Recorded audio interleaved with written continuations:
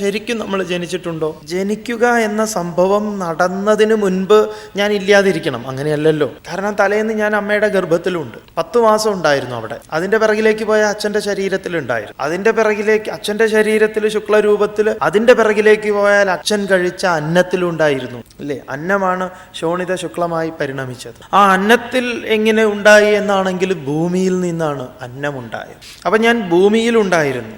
അപ്പൊ ഭൂമി എവിടെ നിന്നുണ്ടായി എന്നാണെങ്കിൽ ജലത്തിൽ നിന്നും ഉണ്ടായി. ജലം എവിടെ നിന്നാണ് ഉണ്ടായത് എന്ന് ചോദിച്ചാൽ അഗ്നിയിൽ നിന്ന്. അഗ്നി എവിടുന്നാന്ന് ചോദിച്ചാൽ വായുവിൽ നിന്നാണ്. വായു എവിടുന്നാന്ന് ചോദിച്ചാൽ ആകാശത്തിൽ നിന്നാണ്.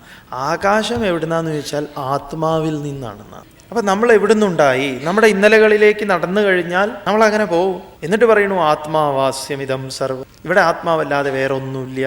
അപ്പോൾ ഒന്നും ഉണ്ടായിട്ടില്ല, രൂപങ്ങൾ മാറി മാറി, ഇത്രയേ ഉള്ളൂ. ആത്മാവിന് ജനനമില്ല, അതുകൊണ്ട് ആത്മാവിന് മരണവും ഇല്ല.